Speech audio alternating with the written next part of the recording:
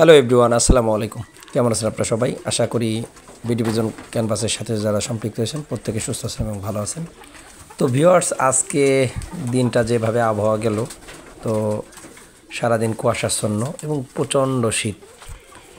তো এই শীতে কিন্তু কবুতরকে ঢেকে রাখবেন এবং গরম খাবারগুলো দেওয়ার চেষ্টা করবেন, বাজরা, তিসি, সরিষা। তো আমি খাবারের শেষে তিসি সরিষা দিচ্ছি। তো এই সরিষাটা কিন্তু সকাল সকাল যদি আপনি খালি পেটে বাসি পেটে কবুতরকে দেন, তাহলে কিন্তু পানি পানি পায়খানা করার একটা প্রবণতা থাকে। দেখেছি অনেক সময় পাতলা পায়খানা হতে পারে বেশি সরিষা দিলে। তো আমি সাধারণত সরিষাগুলো দুপুরের খাবারের পরে দিই। এতে দেখা যায় কবুতরের শরীরটা গরমও থাকে, তারপরে এই কবুতরের পানি পানি পায়খানাটা কম করে।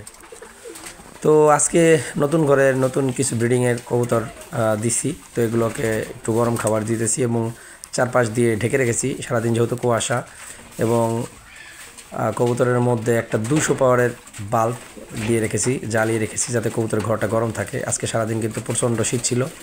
তো আপনারা আপনাদের কবুতরকে ঘিরে রাখবেন ইনশাল্লাহ।